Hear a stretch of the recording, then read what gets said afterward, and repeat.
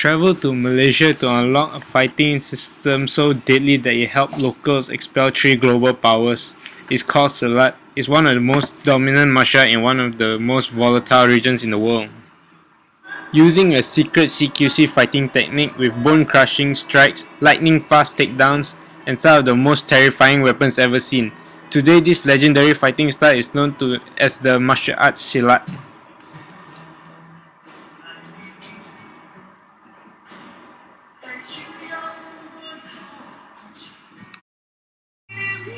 In our quest to understand these mysterious martial arts, we are located in the largest chains of islands in the world. Malaysia is the economic crossroads of Asia and it's also the birthplace of Silat. For centuries, this place was a washing bloodshed. The pirates of Malacca Straits, Portuguese conquistadors, British colonialists, and even the Japanese during World War II, all of them fought over Malaysia for its geologic and strategic importance. Developed over 1k years ago by the ingenious Malay people, the brutal art of Silat was used to fend off all these foreign invaders, incorporating kicks, punches, takedowns, and weapons. Silat isn't a sport, it's a fighting form with only one purpose: to kill before you get killed. Nearly 1 out of 5 Malaysia are schooled in Silat.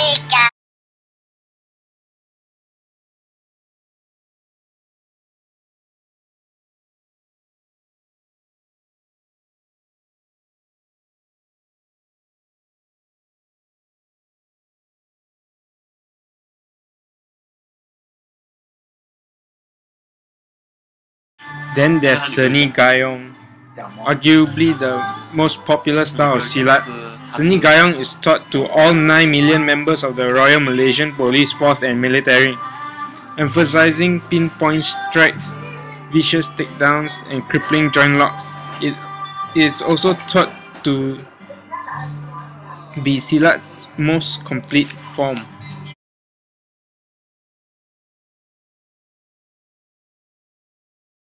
The kris, I really feel, is the heart of the Malay people. Much as the samurai sword is to the samurai, the kris is the same way to the Malay warrior.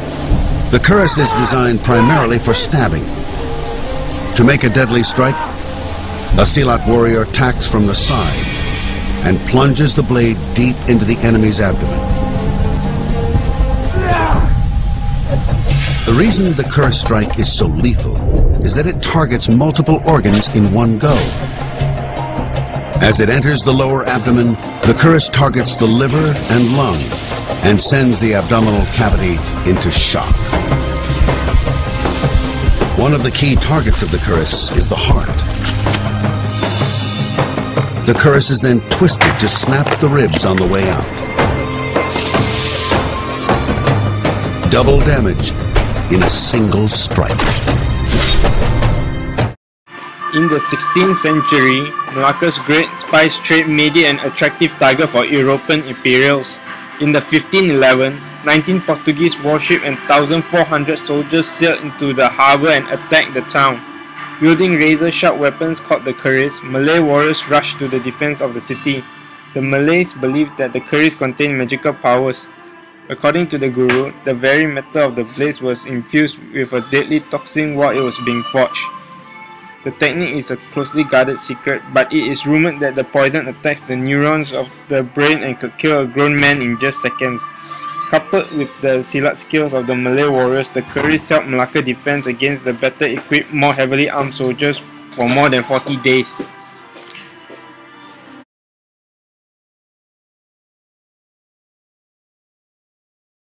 Same empty-handed principles that power this move.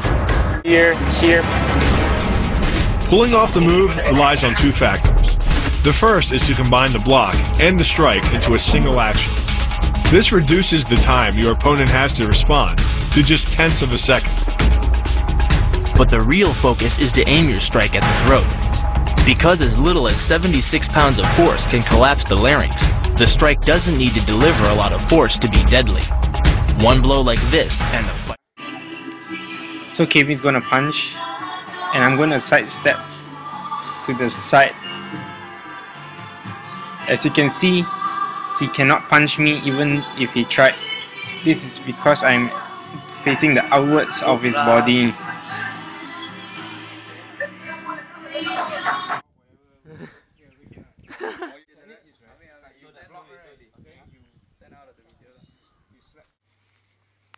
Okay.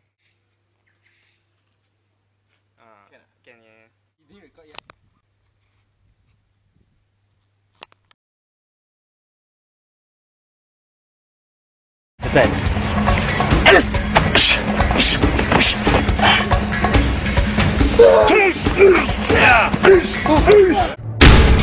The move works by using your opponent's own body weight against him.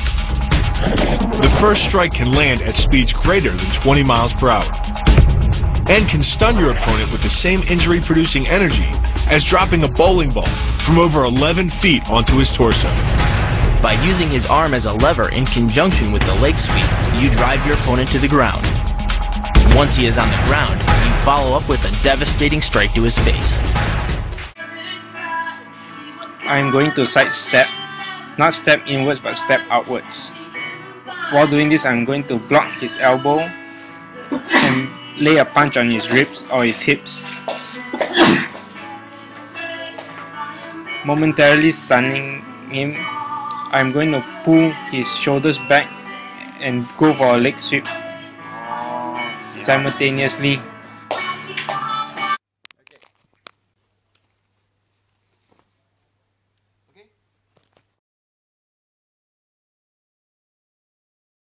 Confidence test, Guru Shamsul agreed to show us a move we could use in our final challenge.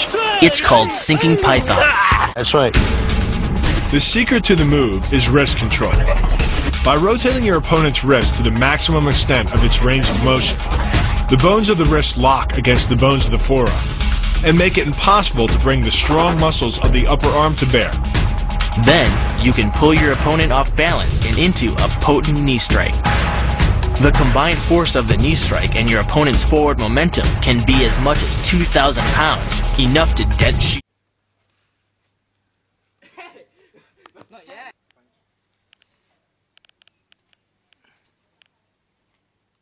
Wrong.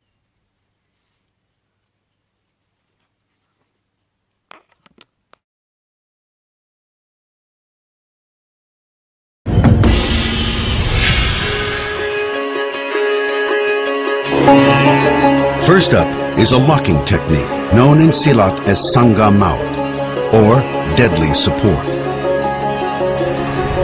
Sam demonstrates how it works.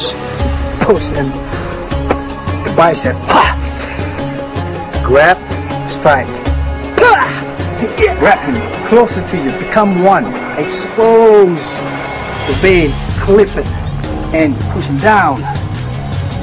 Slightly push forward, push up, and push. Of their victims to understand the amazing science of Silat. The fighters first reveal the secrets of deadly support. Strike one is a rapid blow to the enemy's forearm. It aims to fracture the bone. Strike two, the Silat fighter locks onto the enemy's shoulder and pulls back, tearing at the ligaments inside and possibly dislocating the joint. Next, a quick foot strike to the back of the knee brings the enemy instantly to the ground. Finally, a dual-purpose chokehold that compresses the windpipe and clamps down on both carotid arteries. As these giant veins in the neck compress, blood flow to the brain slows. If the technique is successful, the enemy will stop breathing and passes out. The Silat strikes, deadly support, and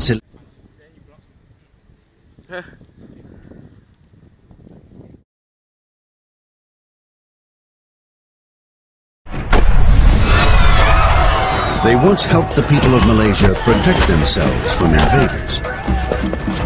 One of Malaysia's legendary heroes is 15th century Silat warrior Hang Tuah, who used his deadly skills to defend king and nation.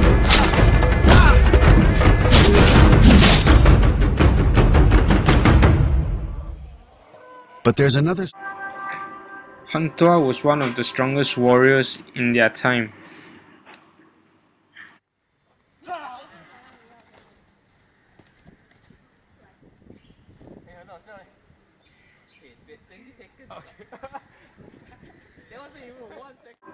The Sultan knew this and appointed Hang Tuah as his first Laksamana, where Hang Tuah would be to sit next to him during the throne.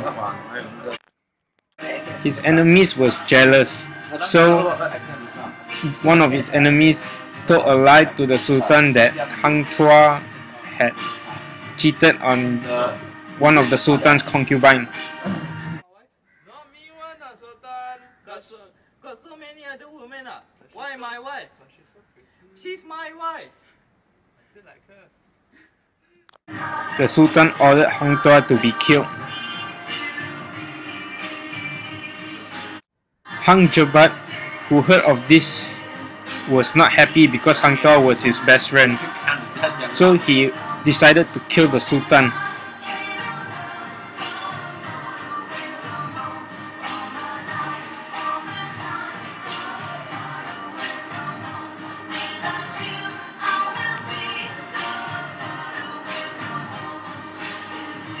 But as Hang Tuah approached the Sultan, suddenly Hang Tuah came and defended the Sultan.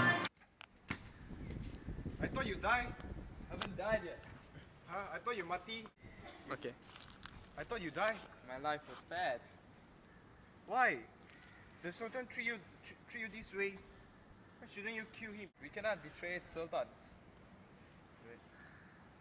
Fight. Kalau macam ini, kita gaduh saja.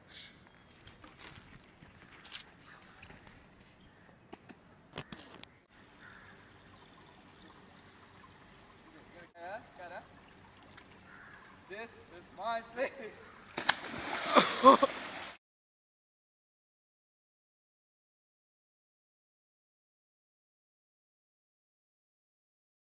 Okay, what?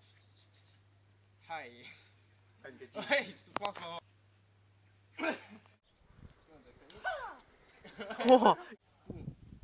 Because of the elbow lock, it hurts, right? Ahmed is going to fall.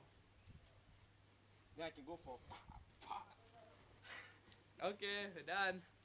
Okay. And then one. That's good, that's good. Okay, strong up.